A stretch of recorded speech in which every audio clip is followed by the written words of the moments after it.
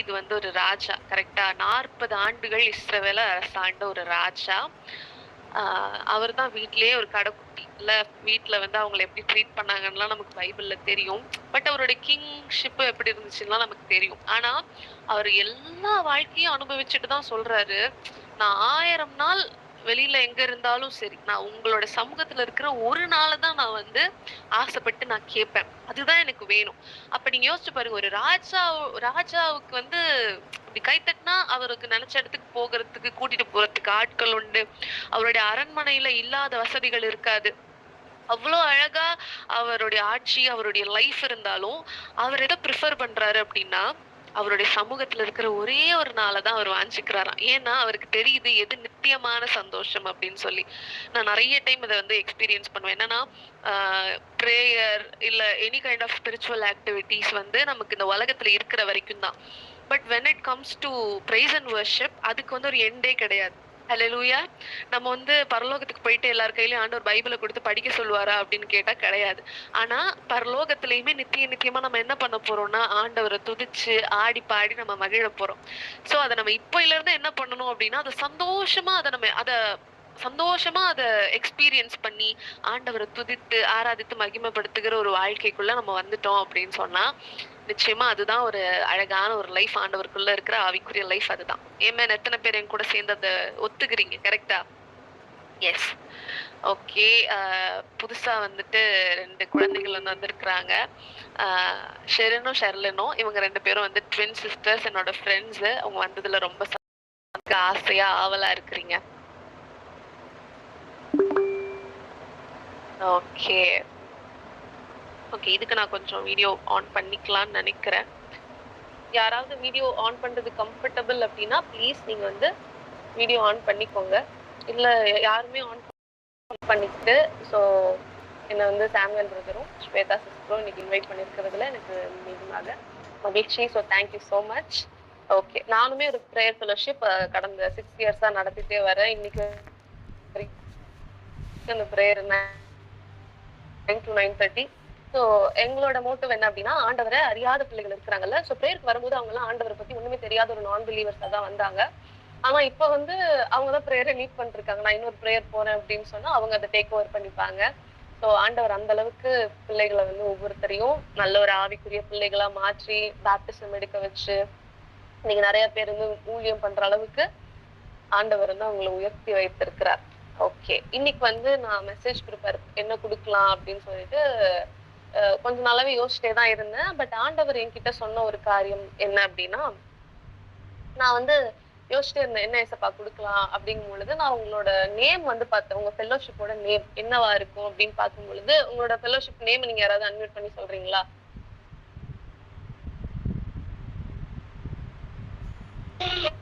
Soldiers of Jesus Christ. Yes, Soldiers of Jesus Christ.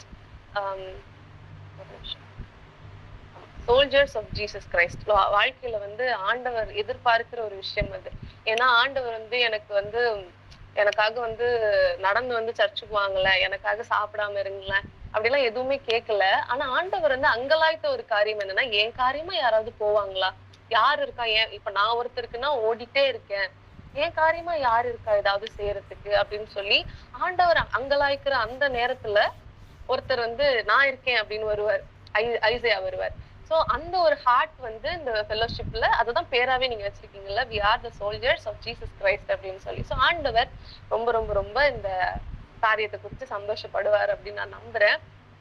ஏன்னா children of God இந்த மாதிரிலாம் நிறைய ஃபெல்லோஷிப் நான் கேட்டிருக்கேன். But soldiers of Jesus Christ அப்படின்றது வந்து ரொம்ப ரொம்ப ரொம்ப நல்ல ஒரு விஷயம். சோ கண்டிப்பா எல்லாருமே ஆண்டவர் அறிந்த பிள்ளைகளா தான் இங்க இருக்கிறீங்க அப்படின்னு நான் நம்புறேன். அப்புறம் நான் மெசேஜ் எல்லாம் ப்ரிப்பேர் பண்ணிட்டேன்.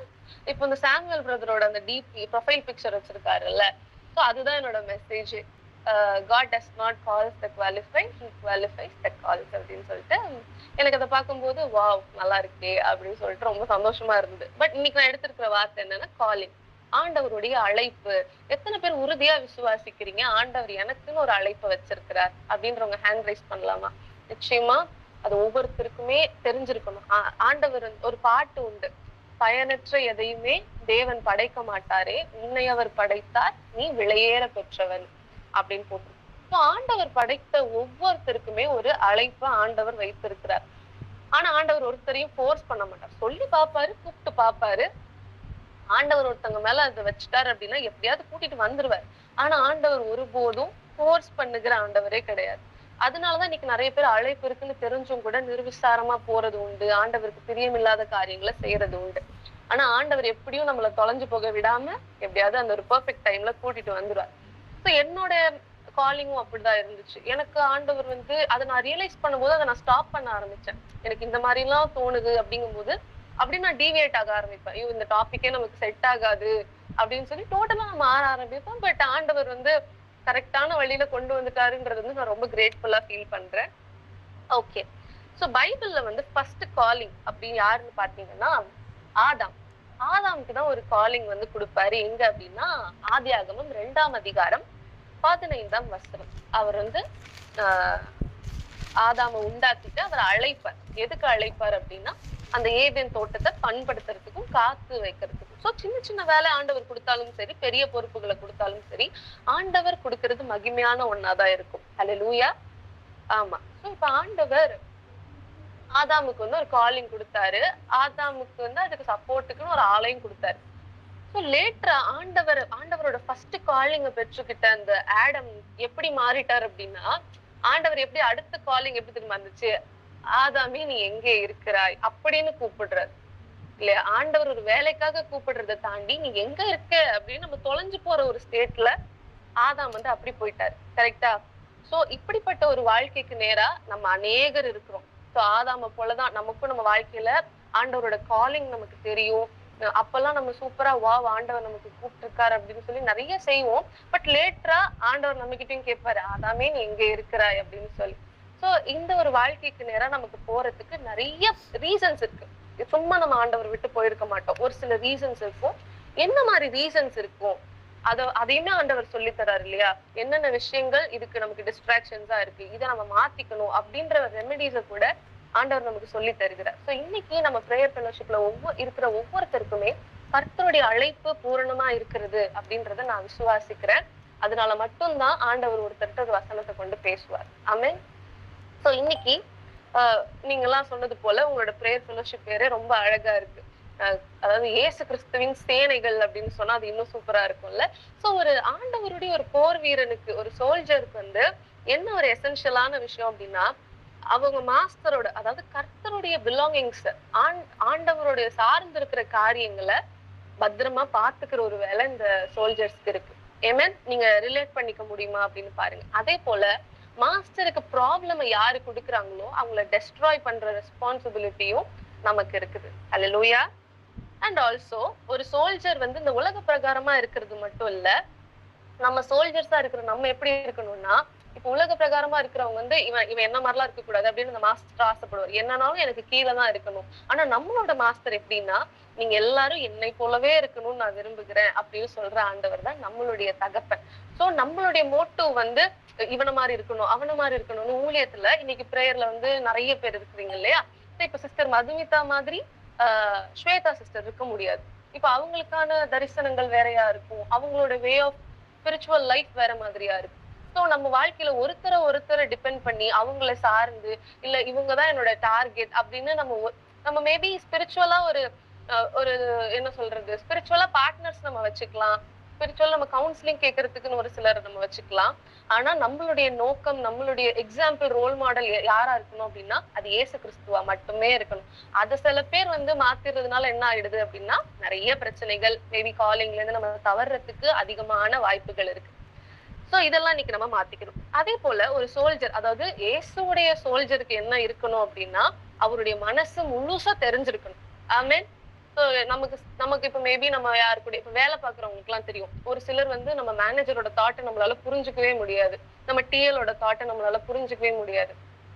இவங்க எந்த நேரத்துல எப்படி பேசுறாங்கன்னு நல்லா புரிஞ்சுக்க முடியல. ஒரு டைம் நம்ம கிட்ட நல்லா பேசுறாங்க, இன்னொரு டைம் வேலை பயங்கரமா கொடுத்துடுறாங்க, ஒரு டைம் ரொம்ப ஸ்வீட்டா பேசுவாங்க. ஆனா அது அவங்களுக்காக தான் நம்மள யூஸ் பண்ணிக்கிறாங்கன்னே நமக்கு தெரியாது. நம்மளும் எல்லாம் நல்லவங்க மாதிரி எல்லா வேலையும் பண்ணி கொடுப்போம். லாஸ்டா தான் நமக்கு புரியும் நம்மள நல்லா யூஸ் பண்றாங்கன்னு சொல்லி.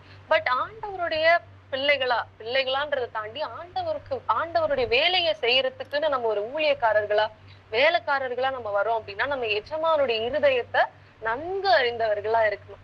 இன்னைக்கு ரெண்டே காரியத்தை தான் சொல்லி நான் இன்னைக்கு முடிக்க போறேன். என்னென்ன விஷயங்கள் நம்மளோட அழைப்புக்கு இடையூறா இருக்கு, என்னென்ன டிஸ்ட்ராக்ஷன்ஸ் நம்மளோட காலிங்ஸ்ல இருக்கு அப்படின்ற 2 காரியங்களை இன்னைக்கு நம்ம பார்க்க போறோம். The first thing is doubts. எத்தனை பேருக்கு வந்து காலிங்ல டவுட்? அதாவது நான் நிறைய பாஸ்டரோட மெசேஜஸ் டெஸ்டிமனிஸ் எல்லாம் கேட்டிருக்கேன். எல்லாருமே சொன்னது என்னன்னா, எனக்கு அப்ப நிறைய டவுட்ஸ் இருந்துச்சு. இல்ல எனக்குமே சொல்றேன், நானுமே அந்த மினிஸ்ட்ரிக்குள்ள வரும் பொழுது எனக்கு அநேக டவுட்ஸ். நான் என்னையே ஆண்டவர் கூப்பிடணும்னா எனக்கும் ஊழியத்துக்கும் சம்பந்தமே கிடையாது. என்னோட ஃபேமிலியில யாரும் ஊழியம் பண்றவங்களோ கிடையாது. இல்ல நான் சின்ன வயசுல இருந்து அப்படி ஒரு குடும்பத்துல வளர்க்கப்பட்டனாலும் அப்படியெல்லாம் கிடையாது. நான் பாட்டுக்கு பயங்கர என்னோட லைஃப்பும் இதுவும் ரொம்ப டிஃப்ரெண்ட். எனக்கு வந்து கேத்தலிக் ரிலேட்டிவ்ஸ் உண்டு. எல்லா டினாமினேஷன்லயுமே என்னோட ரிலேட்டிவ்ஸ் உண்டு. ஸோ அந்த காலிங் அப்படின்றதெல்லாம் என்னன்னு எனக்கு வந்து ஏசப்பா பேசுவாரா அப்படின்றதெல்லாம் எனக்கு தெரியவே தெரியாது. ஸோ அவர் ஃபர்ஸ்ட் டைம் பேசும்போதெல்லாம் என்னால நம்பவே முடியல. எப்படி ஏசப்பா, நம்ம தான் ஏசப்பாட்ட பேசுவோம், எப்படி அந்த என்கவுண்டர் வந்து என்னால புரிஞ்சுக்கவே முடியல. நான் இப்ப கைட் பண்றதுக்கு யாரும் இல்ல. ஒரு சில விஷயங்கள் என்னால புரிஞ்சுக்கவே முடியல. சோ அப்ப நிறைய டவுட்ஸ் வந்து உங்க எல்லாருக்குமே இருந்திருக்கும். ஸ்டார்டிங் ஸ்டேஜ்ல அதெல்லாம் ஆண்டவர் பார்த்து கொண்டு வந்துருவார். ஆனா நல்லா ரட்சிக்கப்பட்டு நான் வந்து ஆண்டவருக்காக ஊழியத்துக்கு ஒப்பு கொடுக்கிறேன் எல்லாம் வந்தும் கூட ஒரு சில இடத்துல பிரேக் டவுன் நமக்கு ஆயிடும். என்ன அப்படின்னா, இதுக்கப்புறம் நம்ம கண்டிப்பா போகணுமா, இவ்வளவு பிரச்சனைகள் இருக்கே அப்படின்னா ஃபர்ஸ்ட் டவுட். சோ ஆவிக்குரிய இடையூறுகள், அழைப்பின் இடையூறுகள் அப்படின்ற ஃபர்ஸ்ட் என்ன ரீசன் அப்படின்னா டவுட்ஸ். நான் அது ரொம்ப அழகா சொல்றேனே, நமக்கு எப்படி தெரியுமா டவுட் வரும்? நம்ம வந்து ஏசப்பா பத்தி நமக்கு நல்லா தெரிஞ்சிடும். யாருக்கு? ஊழியத்துக்கு நல்லா ஒப்பு கொடுத்த பிள்ளைங்களுக்கு. சோ வாசிக்கலாமே. சங்கீதம் எடுத்துக்கோங்க. சங்கீதம் 77. இது எனக்கு ரொம்ப பிடிச்ச வசனம். என்னோட ஸ்பிரிச்சுவல் ட்ரைனஸ்ல, என்னோட மினிஸ்ட்ரி ட்ரைனஸ்ல எல்லாம் எனக்கு இந்த வசனம் ரொம்ப பிரயோஜனமா இருந்துச்சு.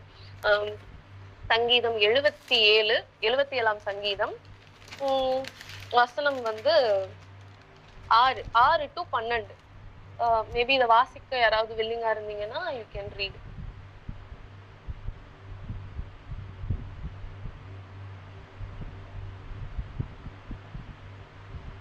ஹலோ, வாசிக்கிறீங்களாடா? சங்கீதம் 77. ரா காலத்தில் என் சங்கீதத்தை நான் நினைத்து என் இருதயத்தோட சம்பாஷித்து கொள்கிறேன். என் ஆவி ஆராய்ச்சி செய்தது. ஆண்டவர் நித்திய காலமாய் தள்ளி விடுவாரோ? இனி ஒருபோதும் தயை செய்யாதிருப்பாரோ? அவருடைய கிருபை முற்றிலும் அற்று போயிற்றோ? வாக்குத்தத்தமானது தலைமுறை தலைமுறைக்கும் ஒழிந்து போயிற்றோ? தேவன் இரக்கம் செய்ய மறந்தாரோ? கோபத்தினாலே தமது உருக்கமான இரக்கங்களை அடைத்து கொண்டாரோ என்றேன். அப்பொழுது நான், இது என் பலவீனம், ஆனாலும் உன்னதமானவருடைய வலது கரத்தில் உள்ள வருஷங்களை நினைவு கூறுவேன். கர்த்தருடைய செயல்களை நினைவு கூறுவேன். உம்முடைய பூர்வ காலத்து அதிசயங்களையே நினைவு கூறுவேன். உம்முடைய கிரியைகளை தியானித்து உம்முடைய செயல்களை யோசிப்பேன் என்றேன்.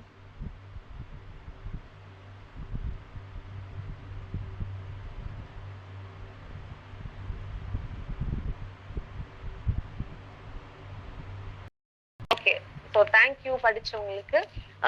சங்கீதம் இந்த 77ஆம் சங்கீதத்தை யார் எழுதுனாங்கன்னா ஆசாப் அப்படின்னு ஒருத்தர் எழுதுறாரு. ஆசாப் யார் அப்படின்னா அவர் ஒரு வர்ஷிப் லீடர்.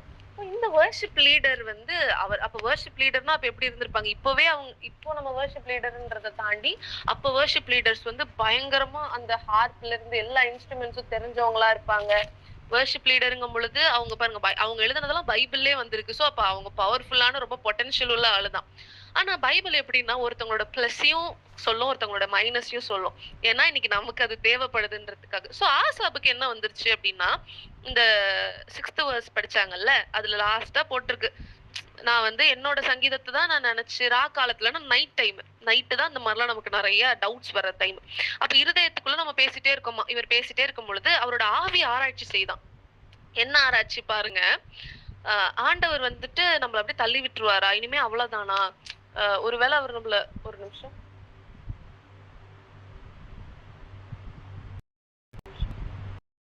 டவுட்ஸ் வருது, ஆண்டவர் வந்து மறந்துட்டாரா, என்ன அவர் தள்ளி விட்டுட்டாரா, அவர் சொன்ன வாக்கு தத்தங்கள்லாம் அப்படியே ஒளிஞ்சிருச்சா இப்படின்னு சொல்லி அவர் வந்து அந்த வசனத்துல ரொம்ப அதிகமா அவர் கலங்குறத, சோர்வடைகிறத நம்ம பார்க்க முடியும். சோ நம்மளும் அப்படிதான் ஆசாப போல நிறைய விதத்துல வந்து நம்ம டவுட் ஆயிடுவோம். இதுக்கப்புறம் ஆண்டவர் எதுவும் செய்ய மாட்டாரோ, சிச்சுவேஷன் எல்லாம் பார்த்தா கொஞ்சம் வர்ஸ்டா தான் தெரியுது. இப்ப நீங்க வந்து நிறைய பேர் அதை எக்ஸ்பீரியன்ஸ் பண்ணிருப்பீங்க, கரெக்டா? சோ இவருக்கு இந்த மாதிரி டவுட் வருது. இந்த வசனம் ரொம்ப அழகா போட்டிருக்கு பாருங்களேன். தேவம் இரக்கம் செய்ய மறந்தாரோ, இப்படியெல்லாம் யோசிப்பாங்களாம். சோ ஒரு வொர்ஷிப் லீடருக்குள்ள இருக்கிற பேசிக்கான ஒரு ஒரு டவுட்டே பாருங்களேன், அது எப்படி இருக்குன்னு. சோ நம்ம வாழ்க்கையில நமக்கும் இதே போல டவுட் வரும். ஆண்டவர் என்ன மறந்துட்டாரா? இல்ல அவர் ஏன் இவ்வளவு டிலே பண்றாரு?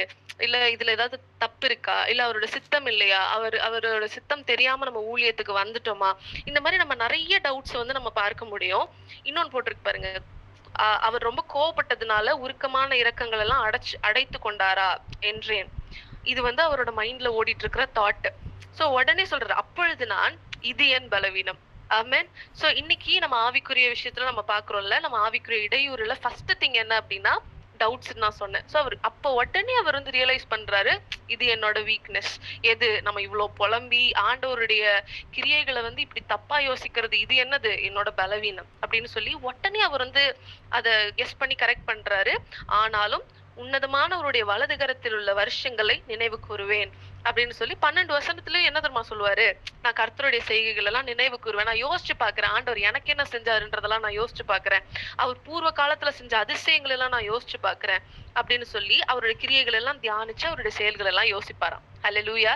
சோ இன்னைக்கு நம்ம நைட்டுன்னு இல்ல, ஏதாவது ஒரு சுச்சுவேஷனை பார்த்துட்டாலே நமக்கு என்ன ஆயிடும் அப்படின்னா, ஐயோ ஆண்டவர் அவ்வளவுதான் போல இருக்கு, நம்ம இவ்வளவு தப்பு பண்ணிட்டோமே, ஆண்டவர் அவருடைய இரக்கங்கள் எல்லாம் அவர் நமக்கு இனிமே கிடையாது, இந்த கிருபையை நம்ம ரொம்ப மிஸ்யூஸ் பண்ணிட்டோம், இனிமே ஆண்டவர்கிட்ட போய் நிக்க முடியாது, நமக்கு அந்த தகுதி இல்ல, இதுல அவ்வளவுதான் ஹெல்ப் பண்ண மாட்டாரு, ஆண்டவர் ஆல்ரெடி நிறைய ஹெல்ப் பண்ணிட்டாரு, இந்த மாதிரிலாம் நிறைய டவுட்ஸ், நிறைய ப்ராப்ளம்ஸ், இந்த மாதிரி எல்லாம் நமக்கு நிறைய டைலமாஸ் இருந்துட்டே இருந்திருக்கும். எத்தனை பேர் அதை ஃபீல் பண்ணிருக்கிறீங்க? ஒரு சில இடத்துல இது வந்து ரொம்ப மேஜரா என்ன பாதிச்ச ஒரு விஷயம். ஆண்டவர் ஒரு ஒரு பீரியட்ல பேசவே மாட்டாரு. அப்போலாம் நான் வந்து ரொம்ப நொறுங்கி அழுதுருக்கேன். ஏன் ஆண்டவர் வந்து எனக்கு ரிப்ளை பண்ணல? ஏதாவது பேசுங்கப்பா. ஏதாவது நான் பேசுறதுக்கு ரிப்ளை பண்ணுங்கன்னுலாம் சொல்லிட்டு, ஏதாவது ஒரு வேர்ட்ஸ் மூலியமா பேசுங்க. ஏதாவது ஒரு செர்மன் மூலியமா பேசுங்க. இல்ல எப்படியாவது எனக்கு உங்களோட வாய்ஸ் எனக்கு வேணும். அப்படின்னு நான் கதறி அழுத நாட்கள் உண்டு. ஆனா எல்லாத்துக்குமே பதில் இதுதான். இது என்னோட பலவீனம். ஆண்டவர் என்ன பண்ணணும், என்ன பண்ணக்கூடாதுன்றதெல்லாம் என்னோட தாட்டுக்கு வரவே கூடாது. அவர் எப்பொழுதுமே என் வாழ்க்கையில நல்லதை மட்டும்தான் செய்வார். ஹல்லேலூயா. சோ நம்ம ஊழியக்கார பிள்ளைகளை ஆண்டவருடைய சோல்ஜர்ஸ் அப்படின்னு சொல்லும் பொழுது நம்ம இந்த விஷயத்த கரெக்டா புரிஞ்சுக்கணும். என்னோட பலவீனம் என்ன, நான் பலவீனப்பட்டு போயிடக்கூடாது ஒருபோதும். ஆண்டவருடைய பிள்ளையா இருக்கிற நானு ஆண்டவருக்காக ஒவ்வொரு நாளும் அவரை கிட்டி சேரணும். அவருடைய தயவுகளை நான் நினைவு கூர்ந்து ஒவ்வொரு நாளும் என்னோட பலவீனத்தை நான் மாற்றிக்கணும். சோ உங்களுக்கு அந்த மாதிரி டவுட்ஸ் வந்துட்டே இருக்கு அப்படின்னு சொன்னா, ஆண்டவர் உங்களுக்கு செய்த நன்மைகளை நீங்க என்ன பண்ணணும் அப்படின்னா, அதை ரீகலெக்ட் பண்ணி நீங்க அதை யோசிச்சு பார்த்துட்டே இருக்கணும். பைபிள்ல ஆண்டவர் செய்த அற்புதங்கள்லாம் நீங்க விஷுவல் பண்ணி பார்க்கலாம். இப்பெல்லாம் ஏஐல நிறைய வீடியோ வந்துருச்சு. ஆனா சிலதெல்லாம் ரொம்ப காமெடியா இருக்கு பாக்குறதுக்கு. ஆனா நீங்க என்ன பண்ணலாம் யோசிச்சுட்டு, ஆண்டவர் செங்கடலை வந்து எவ்வளவு ஹெல்ப் பண்ணிருக்காரு இந்த மோசஸ்க்கு, எப்படி அது பிரிஞ்சு போயிருக்கும் அப்படின்றத நீங்க உங்களுடைய ஆவிக்குரிய கண்களால நீங்க எக்ஸ்பீரியன்ஸ் பண்ணலாம். அந்த இடத்துல அப்படிதானே நம்மள லைஃப்ல ஒவ்வொரு நாளும் ஆண்டவர் நம்மளை காப்பாத்திட்டே இருக்கிறாரு. சோ இந்த ஒவ்வொரு விஷயத்த நம்ம யோசிக்கும் பொழுது நம்மளோட டவுட்ஸ் நம்மளை விட்டு போயிடும். ஹல்லேலூயா. ஆமா, இதுதான் வந்து first thing, doubts. So second விஷயம் வந்து ரொம்ப ரொம்ப இம்பார்ட்டன்டான விஷயம். ஆமா, செகண்ட் வந்து என்னன்னா டிஸ்கனெக்ஷன். ஆமென். ஸோ ஃபர்ஸ்ட் வந்து டவுட்ஸ் அப்படின்றத பார்த்தோம். செகண்ட் திங் என்ன அப்படின்னா டிஸ்கனெக்ஷன். ஸோ இது வந்து ரொம்ப இன்னும் கஷ்டமான ஒரு விஷயம், பரிதாபமான ஒரு விஷயம். ஆண்டவரோட இருக்கிற கனெக்ஷன்ல இருந்து விட்டு விலகுறது. ஒரு ஒரு இப்ப ஆண்டவருடைய ஊழியக்காரங்களா, ஆண்டவருடைய அழைப்பை பெற்றிருக்கிற பிள்ளைகளா இருக்கிற நமக்குள்ள ஆண்டவர்கிட்ட இருந்து கனெக்ஷன் நம்ம விட்டுட்டோம், அது லூஸ் ஆயிடுச்சு அப்படின்னு வச்சுக்கோங்களேன், நம்ம வாழ்க்கையில நம்ம ஒண்ணுமே பண்ண முடியாது. ஆமென். சோ இதுக்கு மேஜரா நான் வந்து ஒரு கதை சொல்றேன். நம்ம எத்தனை பேருக்கு யோனா கதை தெரியும்? யோனா கதை வந்து சின்ன வயசுல இருந்து என்னோட ஃபேவரெட். ஆமா, அத வந்து நானே சின்ன வயசுல விஷுவல் பண்ணி பார்ப்பேன். 3 நாள் என்ன பண்ணிருப்பாரு மீன் வயித்துக்குள்ள அப்படின்னு சொல்லி. எனக்கு அது ரொம்ப பிடிக்கும் அந்த கேரக்டர், யோனாவோட கதை. சோ யோனாவோட கதையை நம்ம இன்னும் அதிகமா பார்த்தோம்னா அவருடைய தவறுகள் வந்து நமக்கு வேற டைமென்ஷன்ல தெரிய ஆரம்பிக்கும். சோ இன்னைக்கு யோனாவுக்கும் ஆண்டவருக்கும் எந்த மாதிரியான ஒரு டிஸ்கனெக்ஷன் ஆச்சு அப்படின்றத இன்னைக்கு நம்ம பார்க்கலாமே. சோ எடுத்துக்கலாமா எல்லாரும்? நான் சொல்ற வசனத்தை நீங்க அப்படியே கடன் படிச்சிடுங்க நல்ல குழந்தைகளா. யோனா 3ஆம் அதிகாரம் 4ஆம் வசனம்.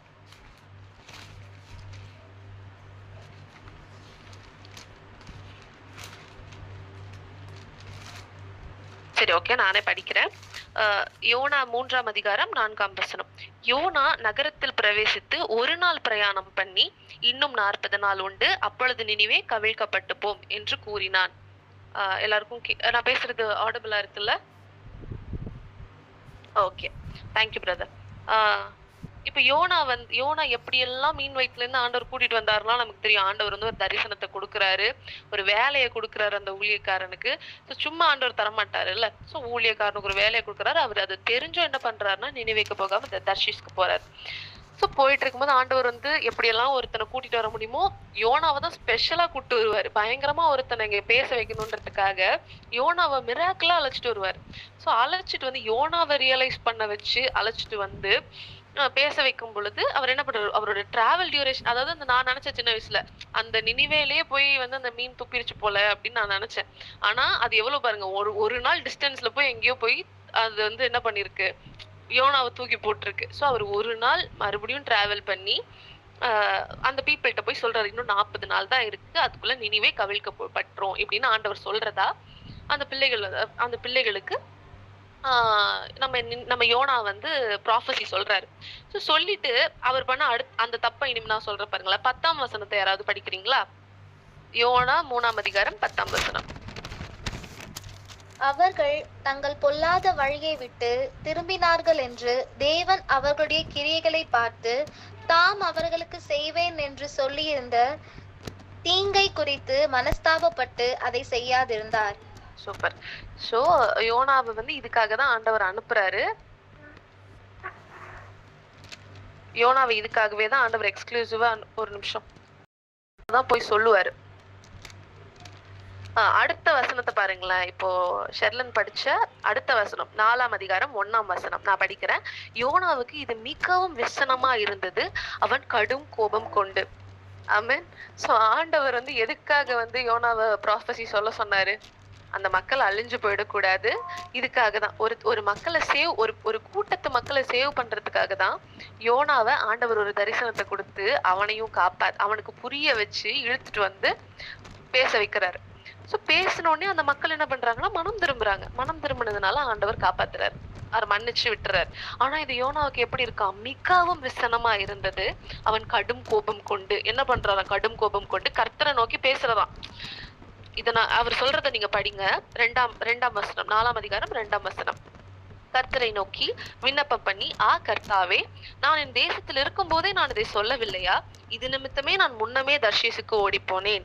நீர் இரக்கமும் மன உருக்கமும் நீடிய சாந்தமும் மிகுந்த கிருபையும் உள்ளவரும் தீங்குக்கு மனஸ்தாபப்படுகிறவருமான தேவன் என்று அறிவேன். அல்லேலூயா. இது புரியுதா? ஒரு ஊழியக்காரனோட ஹார்ட் எப்படி இருக்குன்னு பாத்தீங்களா? யோனா வந்து ஒரு தீர்க்கதரிசி, ஆண்டவரால இப்ப நம்ம எப்படி காட்ஸ் காலிங்க பெற்றிருக்கோமோ அதே போலதான் அவரும் ஒரு காட்ஸ் காலிங்க பெற்றிருக்கிற ஒரு ஊழியக்காரர்.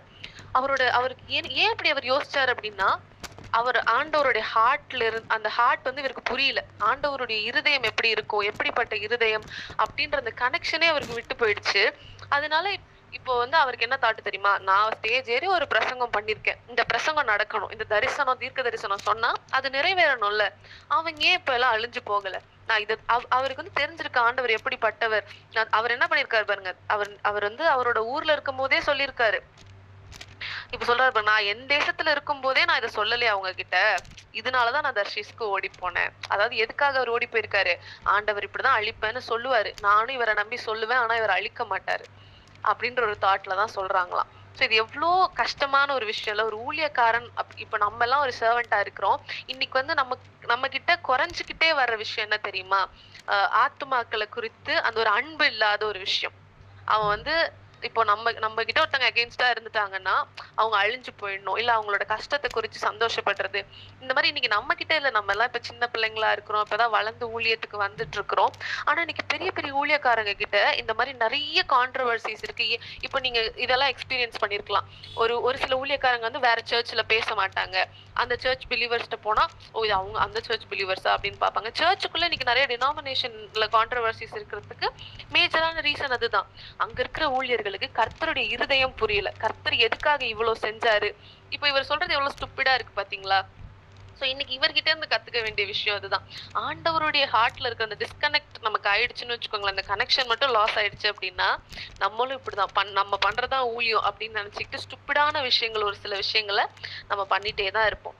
சோ அப்ப ஆண்டவர் வந்து ரிப்ளை பண்றாரு. இப்ப ஆண்டவருடைய லவ் அப்படி பாருங்க. இப்ப நான் நினைச்சிருந்தா பயங்கரமா திட்டிருப்பேன். நான் வந்து ஆண்டவரோட இடத்துல இருந்திருந்தா, நான் இதுக்காக தான் உன்னை கூப்பிட்டேன், நான் என்ன பண்ணணும்லாம் நீ சொல்லாத, நீ வந்த வேலை முடிஞ்சிருச்சு, நீ கிளம்பு, இப்படின்னு தான் நான் சொல்லியிருப்பேன். ஆனா ஆஹ் இவர் எந்த அளவுக்கு சொல்றாருன்னா, நான் உயிரோட இருக்கிறத பார்க்கலாம், நான் செத்து போறது எனக்கு ஓகே அப்படின்ற அளவுக்கு யோனா ஓவரா ஆண்டவர்கிட்ட பேசுறாரு. அப்ப 4ஆம் அதிகாரம் 4ஆம் வசனத்துல அவர் கேக்குறாரு, நீ எரிச்சலா இருக்கிறது நல்லதா அப்படின்லாம் கேட்டு ரொம்ப பொலைட்டா கேக்குறாரு. கேட்ட உடனே 5ஆம் வசனம் யாராவது படிக்கிறீங்களா? 4ஆம் அதிகாரம் 5ஆம் வசனம்.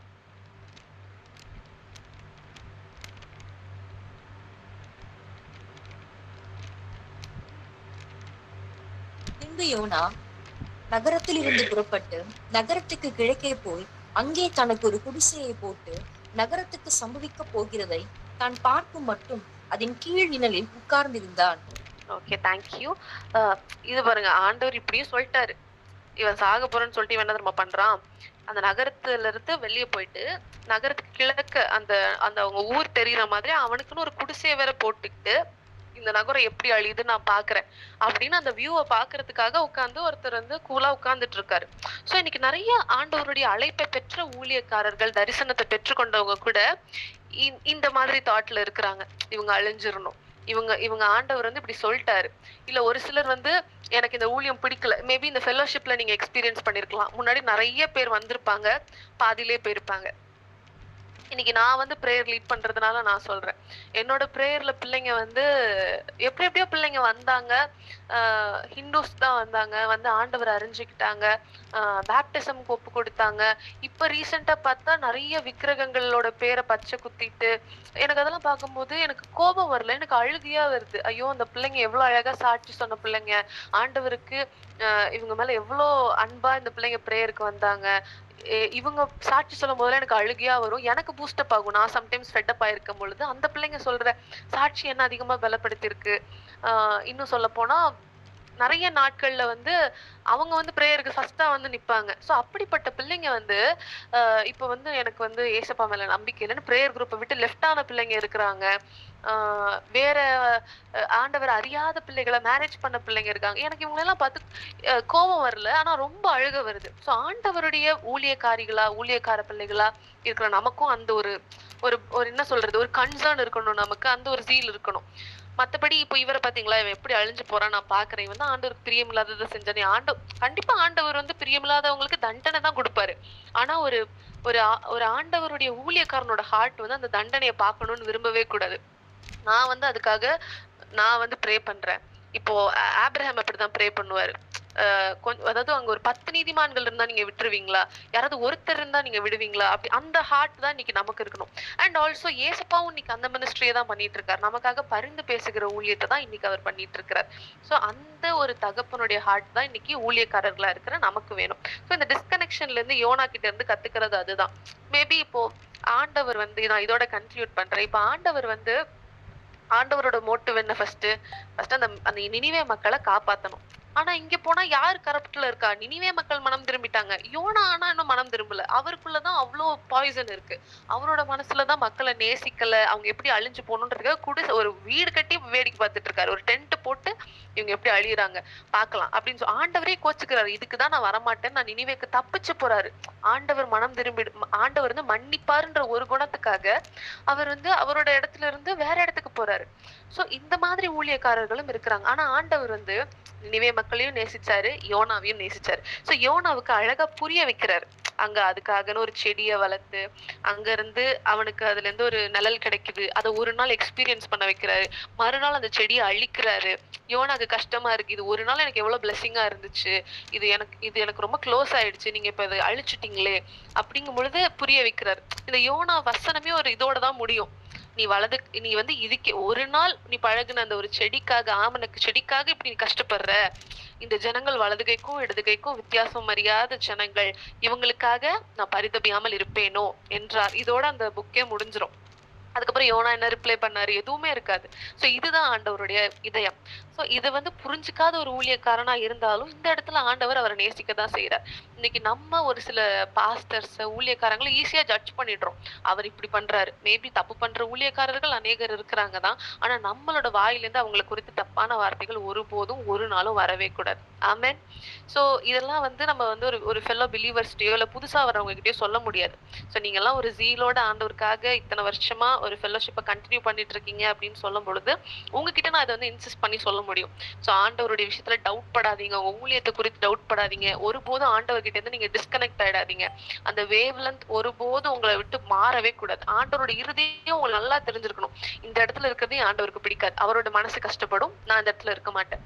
இல்ல இந்த மாதிரி உடை அணிஞ்சு நான் போய் நின்னேன்னா என் ஆண்டவருக்கு ரொம்ப துக்கமா இருக்கும். நான் பண்ண மாட்டேன். இந்த மாதிரியான காரியங்களை நான் பாக்குறதே என் தேவனை ரொம்ப துக்கப்படுத்தும். நான் பண்ண மாட்டேன். இப்படின்ற ஹார்ட் யாருக்கெல்லாம் தெரியுதோ அந்த பிள்ளைகள் ஆண்டவரை பிரியப்படுத்துகிற பிள்ளைகளாகவே இருப்பாங்க. ஹல்லேலூயா. ஆமா. சோ இன்னைக்கு ஒவ்வொரு நாளும் நம்ம கடைசியா நான் சொல்றது இதுதான். ஏசப்பாவை சார்ந்து இருக்கிற ஊழியக்காரர்களா மட்டுமே நம்ம இருப்போம். வாழ்க்கையில கூடாது. ஒருபோதும் டிஸ்கனெக்டும் ஆண்டவரை விட்டு ஆகாதீங்க. நிச்சயமா ஆண்டவர் நமக்குன்னு வைத்திருக்கிற அழைப்பு ரொம்ப ரொம்ப பெரியது. ஆண்டவருக்கு இது 2 வேலை தான் இல்ல. நினிவே மக்களை காப்பாத்துவாரா இல்ல நினிவேவை காப்பாத்த போனவரை காப்பாத்துவாரா? இல்ல ஒரு சின்ன கதை இருக்கு. என்னன்னா ஒரு நியூ இயர் சர்வீஸ் அன்னைக்கு அந்த நியூ இயர் சர்வீஸ்ல இது சாம் ஜெபத்துரைன்னு ஒரு பாஸ்டர் இருப்பாங்க. உங்களுக்கு நல்லா தெரியும். சோ அவங்க சொன்ன ஒரு கதை. அவங்க ஒருத்தங்க இருந்தாங்களாம். ஒரு நியூ இயர் சர்வீஸ்க்கு ஒரு ஆன்ட்டி கிளம்பிட்டு இருக்காங்க. கிளம்பிட்டு இருக்கும்போது அவங்களுக்கு வந்து 30 வயசுல ஒரு பொண்ணு இருக்கா. அவளுக்கு வந்து அவளோட வேலைகளை எதையுமே அவங்களால செஞ்சுக்க முடியல.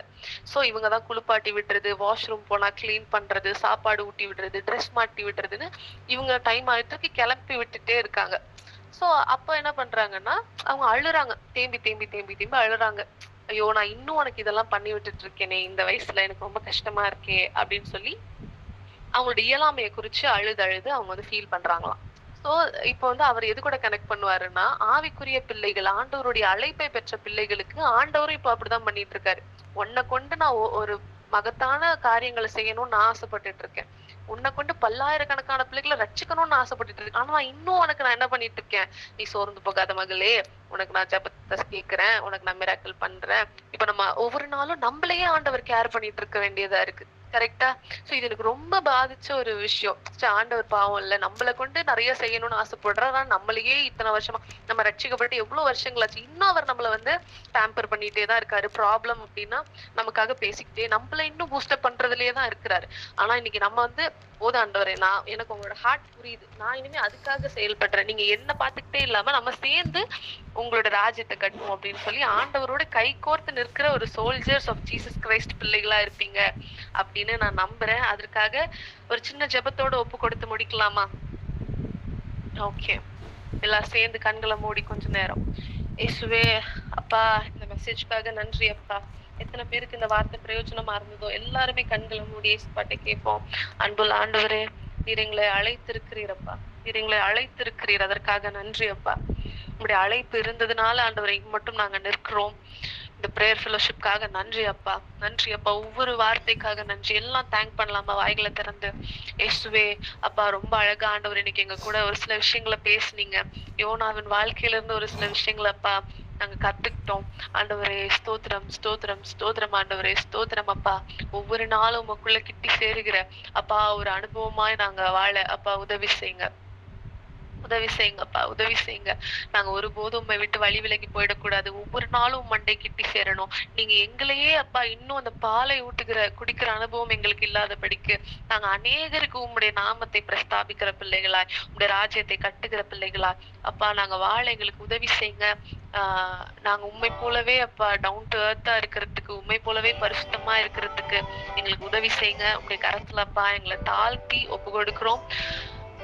இயேசுவின் வல்லமையுள்ள நாமத்துல அப்பா ஒப்பு கொடுத்து ஜெபிக்கிறோம். ஜீவனுள்ள நல்ல பிதாவே, ஆமென், ஆமென். Thank you.